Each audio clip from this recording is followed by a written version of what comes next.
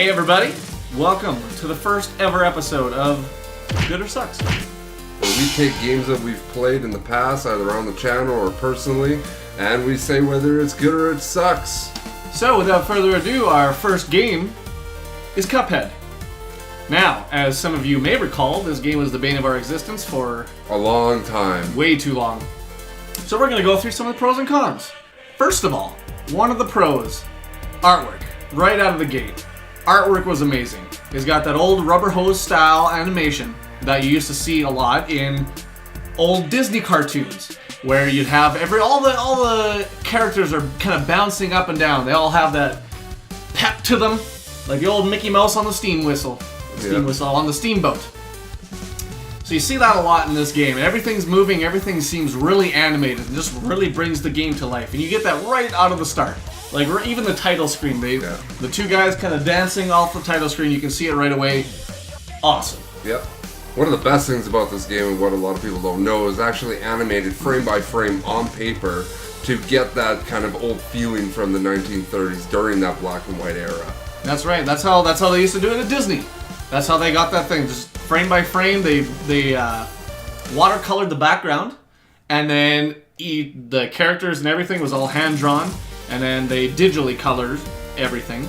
But yeah, just really gave it that old school feeling, and I thought that was just a really neat thing. The next pro that we have here is the levels. The levels were all super unique.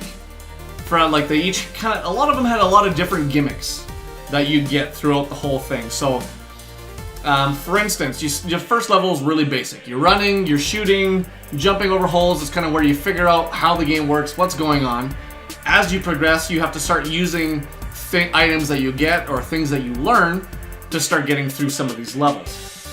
So one of the levels that comes to my mind, there was a level where you could go on the top or on the bottom of the screen by hitting a pink cards. It would flip you, top or bottom. And to beat the level, you actually had to switch between top and bottom. So it just gives you a whole new perspective at the level by whether you're upside down or right side up. And I thought that was just a really neat thing, gave it an extra feel, gave it kind of like you could have a similar looking level, but it gave it a whole new mechanic that made it just feel totally different. On the other side of the coins, you had the bosses, and no boss was exactly alike. I would even wager that not even one mechanic of any boss was the same.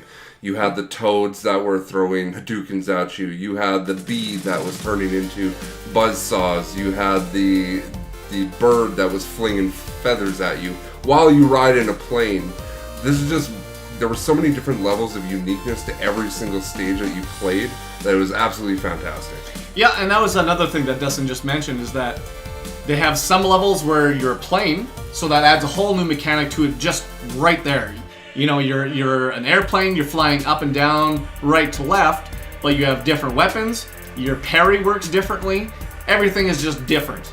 Whereas the running guns, your regular cups, and you're actually running along the ground, so then your gravity works as normal. So it was a neat way to be able to add different levels of variation to the levels in boss battles. So I thought that was really well done. Another gameplay mechanic that I really liked is how everybody could play the game differently based on the weapons that you choose. You had your ultimates, and then you had your basic shooting weapons, and depending on the way that you wanted to play the game, either with the lob shots or with the hook shots, you could just do that. It was within your control. You weren't forced into anything. So the game really catered to the player and how they wanted to play that. That's right. So if you want to use kind of an easy, there was the homing shots that would automatically find the target. There was the stronger ones that were slower. There was the regular one. It was just you could play the same level a ton of different ways depending on what you used, and that came with a bunch of different upgrades as well. So one of the major mechanics in the game was parry. So anything that was pink, you could parry. And so you could get an upgrade that would automatically parry for you if you were lazy like me and didn't feel like pressing the button every time. It would just automatically parry one of the pink objects, whereas normally you would have to press the button at the right time to parry the object, otherwise you get hit. So that was more skill based. And that just opened up more doors. You could have all different kinds of things. There's one, instead of Instead of having the regular dash, you could disappear. It would make you invincible for a short while. Now, that was neat to use. It also made it hard because then you have to keep control of where you were. You have to know exactly where you were, how far you were going to go, because you'd lose sight of yourself for a little bit. So that just all added different layers to the game that made it either easy or hard, depending what you choose. So I thought that was a really, really well done as well. This game brought so much nostalgia to everyone. If you grew up watching these old cartoons or watching old movies, you may have noticed some music in these where it was very reminiscent of the 1930s and 1960s cartoon music if you were a fan of Disney back in that time. So that was another thing that I really liked, added more to that nostalgia feel. And even the sound effects. The sound effects that they used, you'd hear that a lot in, like, I know I bring this up a lot, the old Mickey Mouse cartoons. Just the way that they sounded, it's almost like they reused the exact same sounds that they had back then. It sounded just like a Mickey Mouse cartoon from the 30s. It was just amazingly well done. They really, really captured the feeling of the old style cartoons with the music. You know, they have kind of the big band type sounds. That was really cool. You really, really felt like you were actually playing through a old Disney movie, and that was one of the greatest things, is you were kind of a part of that experience. Yeah, absolutely. Now, onto the con side. Some people see this good, some people see this bad, and it's what the game is really known for. It was very difficult. A lot of the game was basically just you keep doing something over and over again until you finally beat it, just because it was so difficult that you would inevitably die many times trying to figure out. Because you finally get to a new part, it introduces a new monster, a new mechanic, and then you had to kind of muddle your way through that to trial and error what you had to do. I almost felt like it was too hard on multiplayer. I found that in single player, I could get through an area by myself, but if we were both playing at the same time, it made it just exponentially harder. Not only because you have an extra thing on the screen, it's potentially taking up, monsters are shooting at them, so you don't expect something to be somewhere, and then all of a sudden it hits you because you weren't expecting it. It just made things so much more difficult in multiplayer than it did in single player. And I feel like that kind of leads into the next point, is the game can get a bit repetitive. For us, especially when we played the game, there was several levels we did, probably not even a joke, 40 plus times trying to beat the level. And by the 40th time, you're saying, I don't want to play this game anymore. This is ridiculous. Yeah. It can get really repetitive, just doing the level over and over and over again, trial and error until you finally beat it. Now, while that does give you a sense of accomplishment, finally beating it, getting there can be a little cumbersome. It's a huge time commitment. The whole game is pattern recognition. And even when you have the pattern recognition, there's a lot of RNG in the game, where you might have the pattern figured out, but then there's an enemy off screen that is also shooting things, and it just kind of catches you in a pincer and you're dead. There was a lot of things that I didn't like about the game, but that was one of the biggest ones, was sometimes your deaths were just unavoidable. Yeah, bringing in the RNG point is just, sometimes the monsters line up and their attacks line up just right, and you get yourself caught in an inescapable scenario. And at that point, there's nothing you can do. So now, you may almost make it to the end of the level, RNG steps in and decides you shall not pass, and now you have to restart the whole level again. And that's probably one of the most frustrating things, is when losing in a game strictly to RNG. There's nothing you can do about it. The game decided it was your time to die, and that can be quite unfortunate.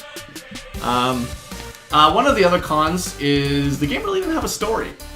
They set up the story right at the beginning. You're getting soul contracts for the devil, because they let children in a casino and they gambled away their souls. So now you're working for the devil, and that's basically it. Now, each world you're going through, you're just collecting these soul contracts with no story involved as to any of the monsters, the cups, anything. That's just, here's the levels, go play them. I would have liked to have seen why the bosses got their souls taken away by the devil. What kind of deal did they make?